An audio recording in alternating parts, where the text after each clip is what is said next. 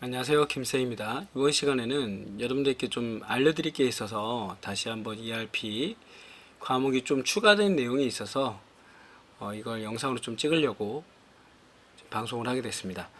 자, KPC 자격 사이트에 들어가시면은 요번에 그 나온 내용 중에서요, 내리다 보면 7월 11일에 ERP 정보관리사 2기론 1과목 경영혁신과 ERP 시험법 추가 안내라고 해서 공지사항이 떴습니다. 내용을 들어가게 되면 이렇게 나왔어요. 2024년 11월 정기시험부터 적용이 된다. 지금 제가 올린 강의에는요, 새로운 요약줄에서 올린 강의는 들어가 있습니다. 아마 2024년 교재에는 좀 추가돼서 나왔을 것 같아요. 이런 것들이 있으면 기본적인 내용들은요, 그 KPC라든가 대한상공회에서라든가 자격이 추가되거나 자격이 신설되거나 그러면 기본 틀이 되는 뼈대는 다 제공을 해줍니다. 그래서 현재 경영혁신과 ERP라는 내용 추가 샘플 문제라 해서 이론과 샘플 문제를 갖다 포함을 시켰어요. 이렇게 나올 것이다. 물론 ERP가 차지하는 영역이 그렇게 크지가 않습니다, 여러분. 그렇기 때문에 큰 신경을 안 쓰셔도 되겠지만 한두 문제, 많이 나와봤자 두 문제, 적게 나오면 한 문제 정도 나오겠죠. 그 2급은 4문제 중에 한 문제 나올 것 같고요. 1급은 한 5문제 중에 2문제 정도 나올 것 같은데, 그래봤자 4점씩입니다. 뭐 1급은 5점이고요. 2급은 한 4점 정도 차지하는 건데, 뭐 시험의 당락에는 영향을 미치지 않겠지만 그래도 기본적으로 ERP 문제는 점수를 좀 깔고 간다고 생각을 했기 때문에 이 부분은 여러분들이 생각을 한번 해보시는 게 좋을 것 같아요. 그래서 이 부분을 좀 같이 한번 보려고, 변경 전에는요, ERP 개요, 시스템 구축, 환경 설정이 있었다면 변경 후에는 4차 산업혁명과 스마트 ERP, 그 다음에 인공지능과 비즈니스 혁신입니다. 근데 보시면 아시겠지만 이미 이전부터 신규에서 4차 산업혁명과 스마트 ERP에서 스마트 ERP 부분이 있었어요. 일부 뭐 여러분들 아시는 클라우드 ERP라든가 아니면 비즈니스 애널리틱스라든가 나온 게 있었는데, 인공지능 부분이 그리고 빅데이터 부분이 조금 더 포함됐다, 이렇게 봐주시면 좋을 것 같습니다. 그래서 이 내용 한번 알려드리려고 지금 요약을 좀 가져왔습니다. 한번 보시면은 뭐 7월 11일 날 나오긴 했지만 이 내용들이 모르시는 분들도 많이 있기 때문에 한번 말씀을 드릴 텐데요. 시험은요, 보시면 아시겠지만 어느 문제에 모든 전 과목의 1급과 2급에 다 추가가 될 것이다 라고 말씀을 드리고요. 내용 한번 보겠습니다. 편성된 내용에는요, 경영혁신과 ERP 개정안의 내용에는 지금 4차 산업혁명 부분 추가됐다. 그쵸? 4차 산업혁명 부분 추가됐다. 그 다음에 인공지능 비즈니스 혁신 부분 추가됐다. 그리고 클라우드 컴퓨팅은 기존에 있었는데 조금 더 자세히 나오게 됐습니다. 그 다음에 기업에서 적극적으로 활용하고 있는 4차 산업혁명의 스마트 기술, ERP의 내용을 담고 있고요. 뭐 인공지능, 머신러닝, 그 다음에 RPA, 공장 자동화 쪽에 대한 내용들인데 자세한 내용은 안 나와 있고 요약적이만 되어 있습니다. 이게 파트 1으로 제공이 됐고요. 파트 2에서는 현재의 프로세스, 인공지능과 이건 나올 수도 있어요. 인공지능 규범의 5원칙이라고 있거든요. 그 5원칙 나올 수도 있을 것 같습니다. 한번 봐주시면 좋을 것 같습니다. 자, 그러면 이제 챕터 1에서는 뭘 다루고 있느냐, 한 10장에서 한 15장 정도로 요약 정리가 되어 있더라고요. 그 안에서 하나씩 보시면은 디지털 전환의 개념, 4차 산업혁명이 되면서 패러다임이 바뀐다는 거, 그래서 기업에서 사물 인터넷, 클라우드 ERP, 빅데이터, 인공지능을 사용하고 있다 라는 거 나오고 있고요.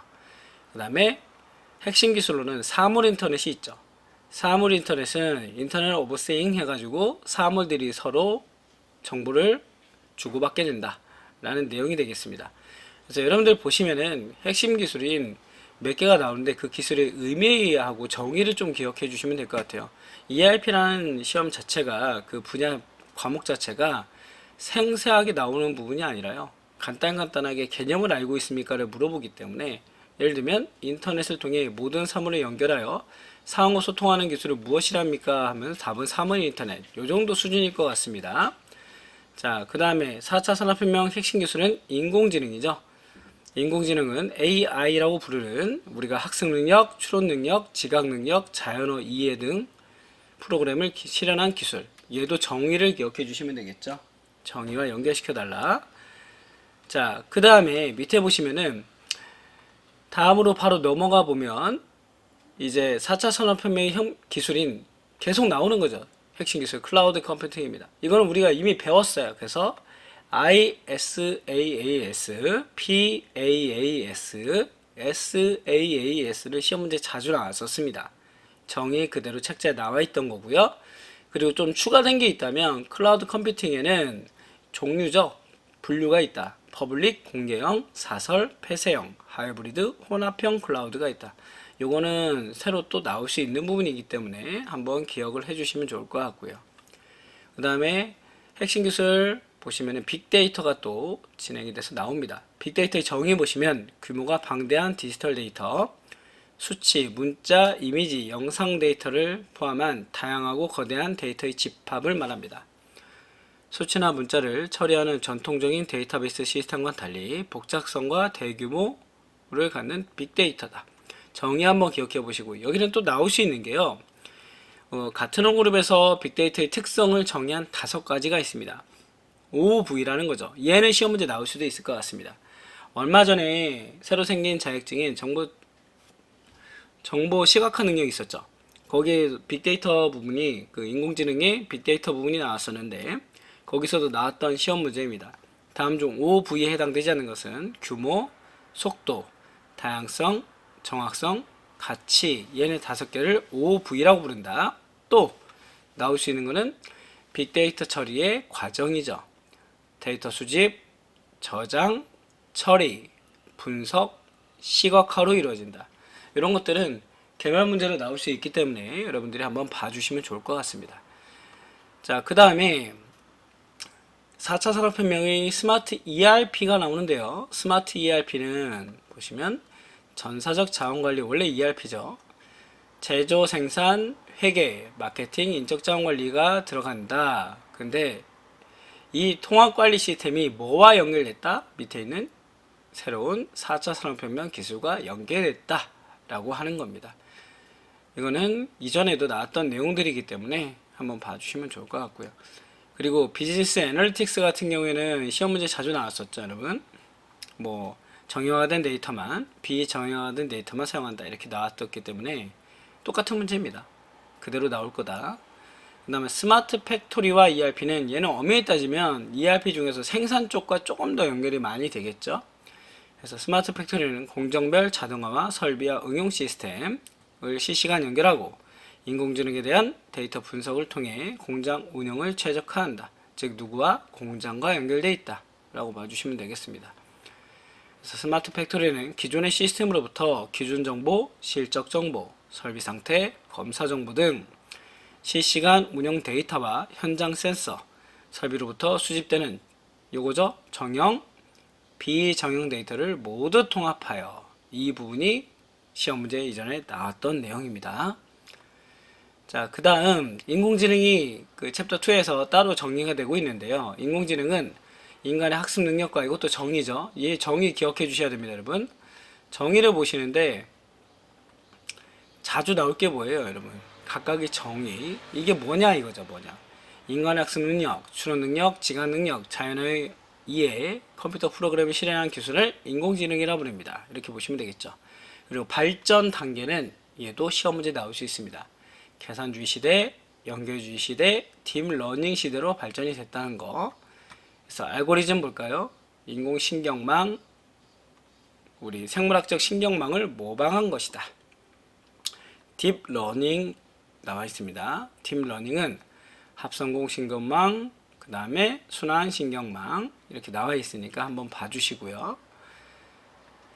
그리고 데이터 분석 기법에 기계학습이 있죠. 머신러닝이라는 게 있습니다. 머신러닝은요, 얘도 시험 문제 자주 나올 수 있는 부분이다. 지금 중요한 부분들이 많이 포함됐어요.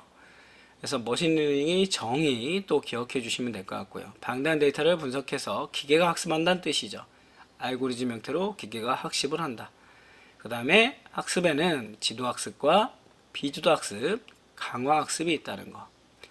그리고 한번 예상 문제도 나왔던 건데 기계학습의 워크플로우라 해서 데이터 수집, 점검 및 탐색, 전처리 및 정제, 모델링 및 훈련, 평가, 배포 이렇게 순서대로 이루어진다라는 게 시험 문제 한번 출제가 된 적이 있습니다. 순서 예상 문제로 뽑아놨더라고요. 그 다음에 데이터 마이닝도 있습니다. 내가 필요한 정보만을 빼내겠다는 게 데이터 마이닝이 되겠죠. 그래서 인공지능 기법을 이용하여 일반화 데이터를 일반함으로써 새로운 자료에 필요한 데이터를 추출한다. 추출. 내가 필요한 걸 뽑아낸다. 그래서 데이터 마이닝의 분류 5가지 단계가 있습니다. 분류, 추정, 예측, 유사 집단, 군집화. 그래서 이런 부분들은 추가된 부분들이 꽤 많이 있어요. 그리고 시험에 나올 부분들이 몇 개 보이시죠? 아마 올해 11월부터 6회차부터 시험이 나오겠죠. 그럼 내년 한 1년을 돌아야 어느 문제가 은행으로 좀 나올지가 결정이 되지 않을까 생각을 합니다. 그래서 여러분들이 이 부분은 좀 공부를 해주셔야 된다. 제일 좋은 거는 5회차까지 합격할 거 다 합격하는 게 제일 좋겠죠. 텍스트 마이닝입니다. 데이터 마이닝, 텍스트 마이닝. 텍스트 마이닝은 자연어 형태로 구성된 비정형 또는 반정형 데이터를 데이터의 패턴 또는 관계를 추출하여 의미를 찾아내는 기법이다. 그래서 이렇게 봐주시면 되겠고요.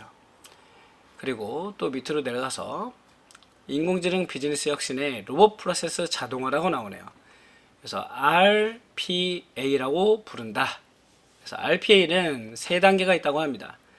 자동화, 기초 프로세스 자동화, 그 다음에 데이터 기반의 머신러닝, 그리고 인지 자동화 3단계인데 이것도 시험 문제 나올 가능성이 높은 거죠. 순서 맞춰봐라, 뭐 서로 연결된 걸 맞춰봐라, 아니면 순서로 말은 오는 것은 나올 수 있으니까 봐주시고요.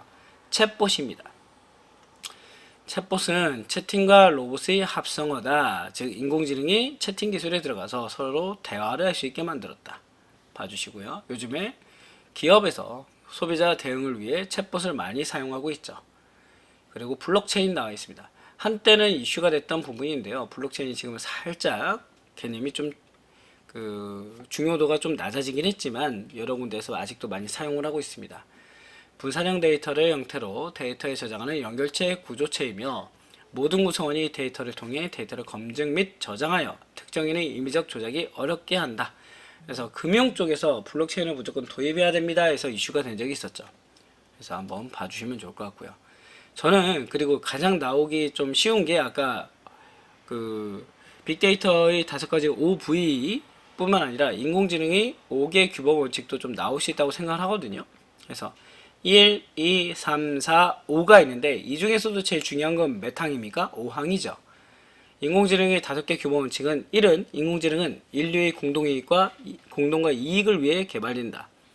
인공지능은 투명성과 공정성의 원칙에 따라 작동한다. 2번째 원칙. 3번째는 인공지능이 개인, 가족, 데이터의 권리, 개인의 정보를 감소시켜서는 안 된다.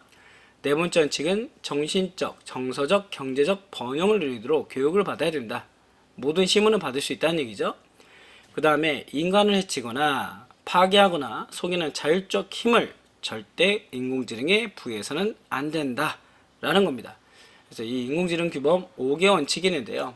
이 5개 원칙에 의해서 우리가 앞으로 인공지능을 사용함에 있어 규범이 이루어질 거다라는 겁니다. 그래서 요거 한번 봐주시고요. 시험 문제에 나올 만한 것들은 여러분들 요약 정리해서 기존에 요약 정리집이 있다면 조금 더 어필을 하셔가지고 보완하신 다음에 11월부터입니다 여러분. 지금은 시험 문제가 아니고요. 지금 3회차 그 다음에 4회차 9월 시험까지는 이게 나오지 않는다는 얘기죠. 5회차까지는. 그 대신에 6회차 이번에 11월에 보는 내용들은 포함이 됐기 때문에 이 부분까지 공부를 해 주셔야 된다. 좀 복잡한 내용이 들어가긴 했는데 어떻게 나올지 몰라요 여러분. 쉽게 나올 겁니다 초창기엔. 그래서 보완을 해 주시라. 자, 여기까지 해서 새로 생긴 거 문제를 한번 알려드렸는데요.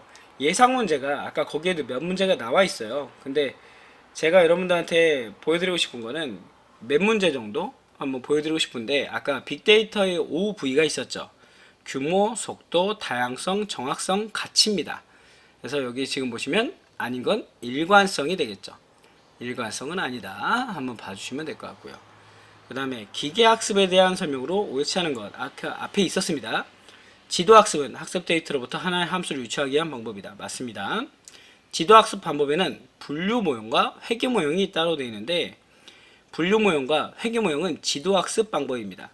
비지도학습이 아니라. 그래서 여기서 잘못 나왔다 이렇게 나올 수도 있다는 얘기죠. 이렇게 나오면 상당히 어렵겠죠. 근데 한 문제 정도가 이렇게 나올 겁니다. 그 다음에 아까 로봇 프로세스에 대해서 물어본 건데요. 요 문제 말고도 상당히 많은 문제들이 예상 문제에 좀 포함이 되어 있어요. 저는 일부만 지금 말씀을 드리고 있는 겁니다. 빅데이터 분석을 통해 사람이 수행한 복잡한 의사결정을 내리는 수준, 이것을 RPA가 업무 프로세스를 스스로 학습하며 자동화하는 단계, 이걸 뭐라 불러요? 그렇죠. 인지 자동화라 부릅니다. 그래서 3단계 인지 자동화는 빅데이터 분석을 통해 사람이 수행한 복잡한 의사결정을 내리는 수준, 이걸 우리가 3단계 인지 자동화라 부른다. 이것도 앞에 기초 프로세스, 그 다음에 머신러닝에 대한 활용 나와 있거든요. 한번 봐주시면 좋을 것 같아요. 여기 지금 1단계, 2단계, 3단계 나와 있죠. 요게 지금 시험 문제 나온 겁니다, 여러분. 그렇기 때문에 한번 봐주시면 될 것 같고요. 예상 문제, 나머지 문제들도 풀어주시라. 한 10문제? 한 8문제 정도가 지금 예상 문제로 나와 있는 것 같은데, 거의 그 비슷한 부분에서 나올 겁니다. 한번 봐주시고요. 시험 준비를 잘 하셔서 우리가 꼭 맞아야 되는 ERP 부분에서 오답이 생기거나 틀리는 부분이 없도록 점수 관리를 잘 하시면 좋을 것 같습니다. 다시 한번 얘기하지만 9월 시험까지는 괜찮고요. 11월 시험 준비하시는 분들은 준비하시면 좋을 것 같아요. 자, 여기서 마무리 짓겠습니다. 수고하셨습니다.